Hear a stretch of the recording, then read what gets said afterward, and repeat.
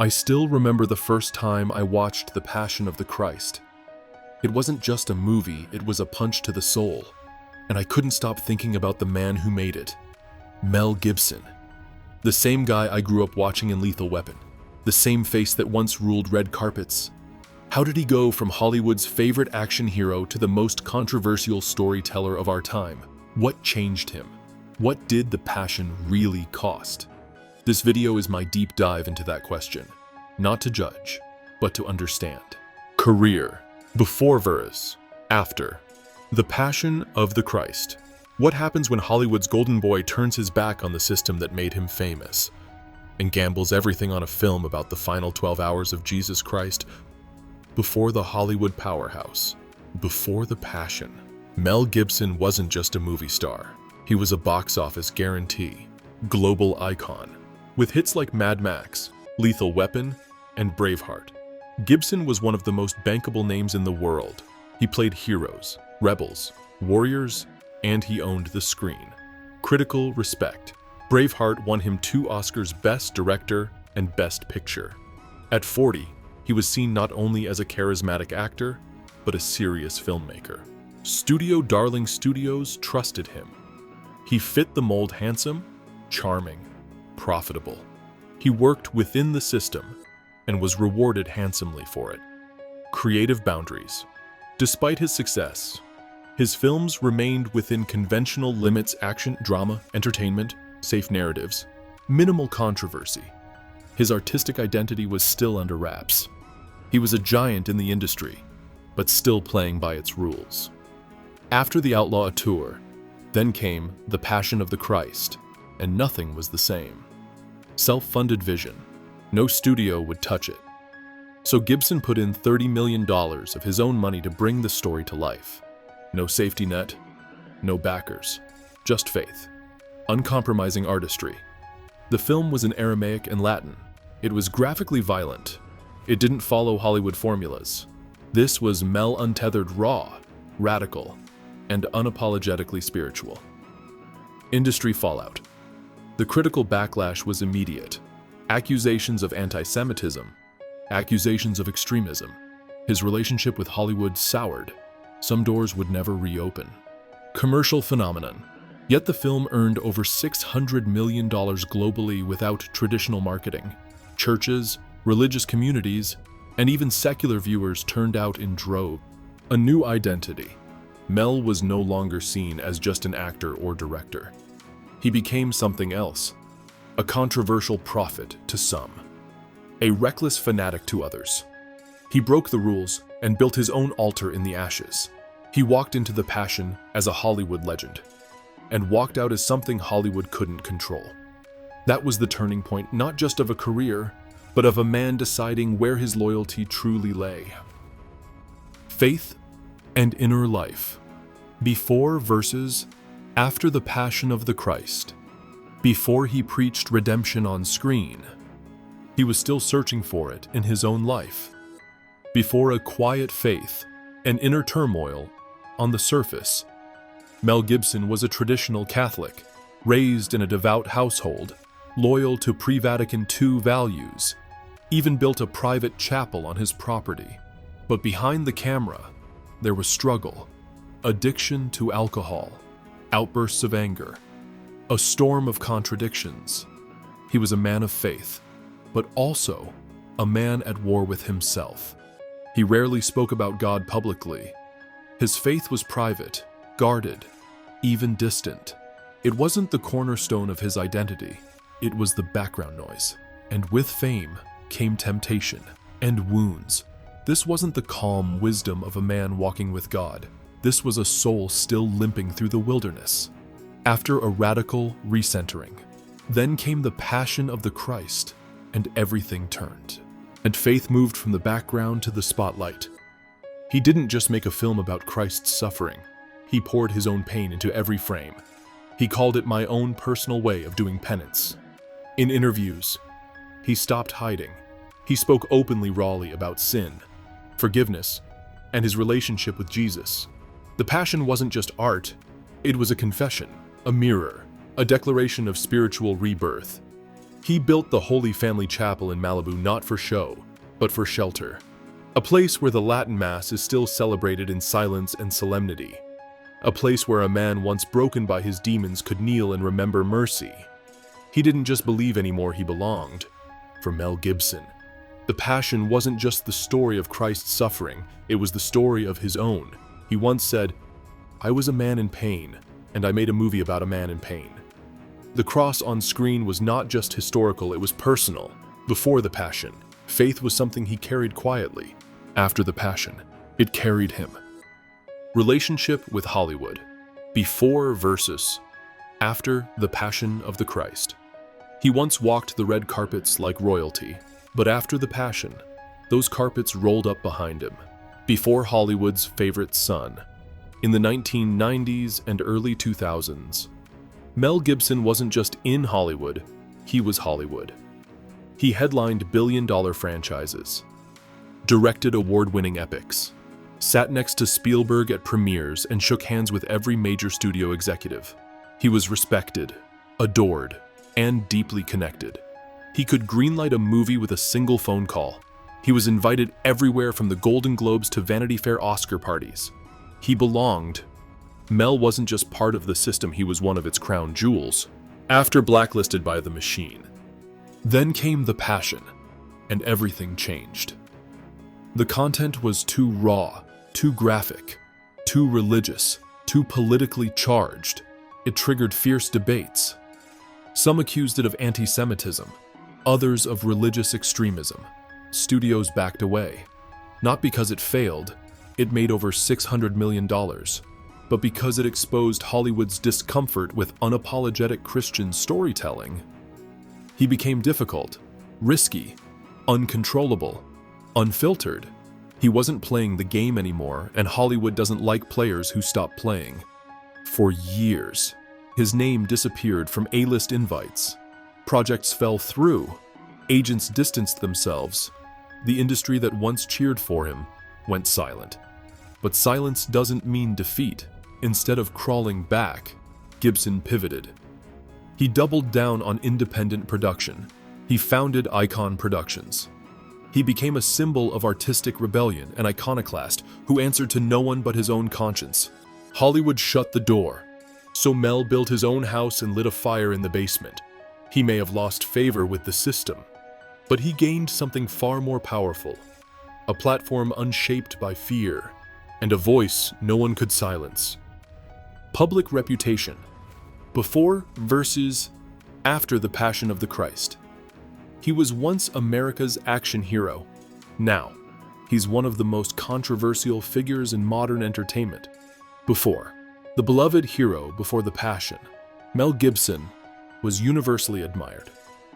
He played brave men, men of honor, sacrifice, and grit. Audiences saw him not just as a movie star, but as someone they could root for. Media outlets praised him as the total package, charming, funny, handsome, and humble. He was the guy who made you laugh in What Women Want, then stirred your soul in Braveheart. He was safe, relatable, a man's man, a household name.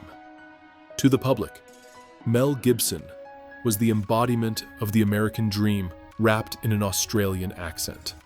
After a divided legacy, but after the Passion, that clean-cut image split right down the middle. To millions of believers, he became a spiritual warrior, someone who stood against Hollywood's moral drift and told the story no one else would. They saw courage, conviction, even martyrdom. To critics and cultural watchdogs, he became something else entirely. An extremist, a provocateur, a man accused of anti-Semitism, religious fanaticism, and dangerous rhetoric. Media coverage shifted dramatically. Once friendly outlets turned hostile. Every move he made became ammunition for both sides of a growing cultural divide. He was no longer just an actor or a filmmaker, he was a symbol. Mel Gibson became less of a person and more of a battleground. In the public square, he was either canonized or condemned. Very few stood in the middle. Finances and film production. Before vs. after. The Passion of the Christ before the Passion. Mel Gibson made millions playing someone else's hero. After the Passion, he bet everything to tell a story no one else dared to touch and walked away with more than money. Before, wealthy star, studio dependent. Before the Passion, Mel Gibson was one of the highest paid actors in Hollywood. He earned tens of millions from roles in blockbuster franchises like Lethal Weapon, The Patriot, and What Women Want. His wealth came primarily from acting contracts and studio-funded projects. He had begun directing Braveheart, but still operated within the studio system. Financially secure, creatively respected, but still answering to Hollywood gatekeepers. He was a star on someone else's payroll with little control over what stories could or couldn't be told. After independent risk, unprecedented reward, then came a decision that would change everything. That Mel Gibson personally invested over $30 million of his own money to produce The Passion of the Christ, a film Hollywood flat out rejected. No studio, no distributor, no safety net. Just conviction and a vision the industry didn't believe in. The result: a global box office phenomenon. Over $600 million in worldwide revenue. The highest grossing R-rated religious film of all time. And perhaps most stunningly, he kept nearly all the profits. Mel didn't just make a successful film. He redefined what was possible for faith-based media and showed the world that there is a market for uncompromising spiritual storytelling. He channeled the success into Icon Productions, a company that gives him creative and financial control. From that moment on, he no longer needed Hollywood's permission. He became his own green light. Mel Gibson didn't just gamble on faith, he built an empire on it. He once played characters who defied impossible odds, but in 2004 he became one. The Passion wasn't just a spiritual mission, it was a financial revolution. And Mel Gibson proved that faith doesn't have to ask for permission. It just has to be willing to pay the price. Cultural and religious impact before versus after the Passion of the Christ, before the Passion. Mel Gibson entertained audiences. After the Passion, he ignited a global spiritual conversation. Before respected artist. Minimal religious reach. Prior to the Passion, Mel Gibson was a cultural figure but not a religious one. His films were powerful. Yes, but they didn't stir theological debate or spiritual revival. He was admired by the public, not quoted by preachers. His influence stopped at the theater doors. He had faith, he had talent, but they lived in separate worlds. He told great stories, but none that shook the soul. After a film that reshaped faith conversations, then came The Passion of the Christ, and suddenly, Mel Gibson's work was no longer confined to entertainment. It became a spiritual event. Churches rented out theaters. Pastors and priests built sermons around the film's themes. Bible study groups, youth ministries, and theology classrooms used the movie as a tool for reflection and teaching. This wasn't just a film. It was scripture on-screen controversial, visceral, and unforgettable. The impact reached even the Vatican, where theological scholars debated its theological and artistic value. Some called it a dangerous distortion of the gospel. Others, especially conservative clergy, defended it as a powerful depiction of Christ's sacrifice. It became one of the most discussed religious works of art in modern history, from bishops to bloggers. Everyone had an opinion and millions were spiritually moved. He made a movie about Christ, and somehow became part of the global conversation about salvation before the Passion. Mel Gibson was a star. After it, he became something rarer, a catalyst for reflection, for controversy, and for faith. View of God and self. Before verses. After the Passion of the Christ. Before the Passion, Mel Gibson believed in God. After the Passion, he believed God had saved him. Before, private belief, guarded heart. Faith was always part of Mel Gibson's life. He was raised Catholic, attended Mass, even built a private chapel on his estate. But for years, that faith lived in the background. He didn't speak publicly about his relationship with God. He didn't share personal experiences with grace, suffering, or prayer. And when he did mention religion, it felt like doctrine, not devotion. To the world, he was a believer, but to himself, he was a man still running from the weight of his own soul.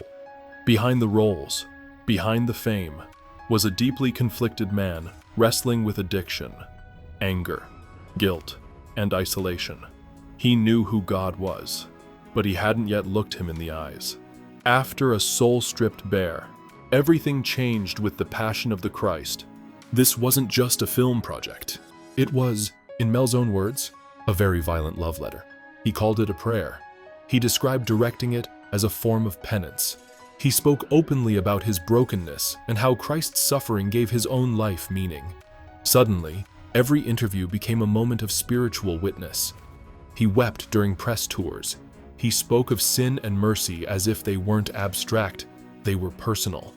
"I'm not the hero of this story," he once said. "I'm the guy who needs saving." This wasn't religious performance, it was confession, and it reframed his entire identity not as a star, not as a martyr, but as a redeemed sinner. Mel Gibson didn't just make a film about Jesus, he met Jesus through the act of making it. Before the Passion, God was part of Mel Gibson's belief system. After it, God became the only reason he was still standing. How the world sees him before versus after the Passion of the Christ, once hailed as a hero of the screen. He's now remembered as either a madman or a martyr. Before the action star, everyone loved. In the eyes of the world, Mel Gibson was exactly what Hollywood was built for. He was the people's champion. Braveheart turned him into a symbol of courage and sacrifice. Lethal Weapon made him lovable, relatable, funny. He was magnetic on screen, charming off it. Critics adored him. He was a bankable name with both commercial and critical success. Talk shows welcomed him. Magazine covers sold with his face on them. To most, Mel Gibson wasn't complicated, he was classic. After a symbol of division and defiance, then came the Passion. And suddenly, no one agreed on who Mel Gibson really was anymore. To some, he became a cinematic prophet, a visionary who dared to bring sacred suffering to the screen. They called him a martyr in modern Hollywood, someone who risked everything to speak eternal truth in a temporal world. To others, he was reckless, a dangerous radical, a madman who put a bloody crucifix at the center of pop culture and called it art. Critics labeled him unhinged. Activists accused him of anti-Semitism, extremism, and obsession. And then, there were those who didn't know what to call him. A genius, maybe, but a troubled one. A visionary, but is he safe? A man ahead of his time, or a relic of the past? He became a walking paradox, either proof that faith could still shake the world, or evidence of how dangerous it could be when it did. He started as everyone's hero, but ended as no one's consensus. Before the Passion, Mel Gibson was a face everyone recognized. After it, he became a question no one could answer. Filmmaking style before versus after the Passion of the Christ. Before the Passion, Mel Gibson told stories you could watch. After the Passion, he made you feel them, bleed through them, pray through them. Before, traditional, polished, audience-friendly. Mel Gibson's early work was rooted in classic Hollywood structure.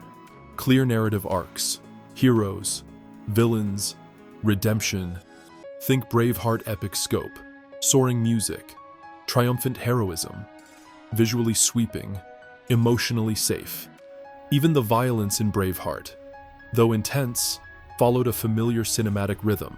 His goal was to inspire, to move audiences with clean lines and timeless themes. Studio-aligned style. His storytelling was powerful but still accessible. It conformed to expectations. Before the Passion, Mel painted with bold colors, but always inside the frame. After, gritty, mystical, unflinching. Then came the Passion. and everything about his approach changed. No longer storytelling for comfort. Now storytelling for confrontation. The Passion didn't just show Christ's death. It immersed viewers in it. It forced them to confront suffering, guilt, and grace. Extreme realism. Brutal, extended sequences. Grit and blood, not for shock value, but for spiritual weight. Pain as a path to redemption. Mystical and theological layers. Dialogue in ancient languages. Silent glances filled with cosmic meaning. The camera didn't just observe, it meditated. A new genre was born, the cinema of suffering. Stories that expose agony in order to point toward transcendence, not entertainment examination. You see it again in Apocalypto, in Hacksaw Ridge. Gibson's post-Passion films don't ask, "What's the plot?" They ask, "What are you willing to endure? What does it cost to be saved?" After the Passion, Mel Gibson didn't make movies to impress you. He made them to wound you in the hope you'd walk away healed. Projects after the Passion, what comes next before the Passion? Mel Gibson made movies. After it, he started building a legacy. Before, no theological depth, no spiritual blueprint. In the years leading up to the Passion of the Christ, Mel's filmography was strong but spiritually neutral. No overt themes of redemption, salvation, or sacrifice. No intention to engage theological conversations or religious imagery. He was a director, yes, but one focused on action, emotion, and story, not spiritual awakening. His work was brilliant, but it stayed grounded in the material world. Before the Passion, Mel was a filmmaker of flesh and bone, not yet of soul and spirit. After films as acts of faith, then came the aftermath, and with it, a new direction. Every film he made after the Passion carried echoes of suffering, grace, and transcendence. Apocalypto 2006, a brutal, immersive journey through fear, captivity, and deliverance. Not overtly Christian, but steeped in spiritual symbolism and existential terror. A man running not just for his life, but for something beyond it. Hacksaw Ridge, 2016, a return to mainstream cinema, but with a distinctly spiritual backbone. Based on the true story of Desmond Doss, a soldier who refused to carry a weapon, yet saved 75 lives in World War II. A film about courage. Yes, but also about conviction, prayer, and miraculous grace under fire. Nominated for 6 Academy Awards, proof that Hollywood couldn't ignore him forever. And now, the most anticipated project of his career, The Passion of the Christ Resurrection, slated to be released in the coming years. This sequel promises not just a continuation, but an escalation. A film that tackles the mystery of the resurrection, the descent into hell, and the spiritual war between light and darkness. Written with theologians, mystics, and biblical scholars. Rumored to explore visions, dimensions, and divine encounters rarely portrayed on screen. According to Jim Caviezel, it will make the first film look like a walk in the park. He didn't just survive the Passion. He kept building on it film by film, frame by frame, soul by soul. Mel Gibson's journey isn't just the story of an actor, or a filmmaker, or even a believer. It's the story of a man who risked everything: his fame, his fortune, his reputation, to tell one story, the story of a broken man who found hope at the foot of a cross.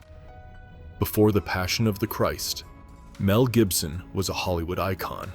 After it, he became something far more complex and far more human. A visionary, a lightning rod, a sinner, a storyteller, a soul trying to make sense of grace. Love him or hate him, agree or disagree. One thing is certain: Mel Gibson didn't leave the Passion unchanged, and neither did we. Now, it's your turn. What do you think about Mel Gibson's transformation? Do you see him as a hero of faith or a fallen figure? Has the Passion ever impacted your life? Let us know in the comments below. We want to hear your story. And if this video made you think, reflect, or feel something deeper, please like, share, and subscribe.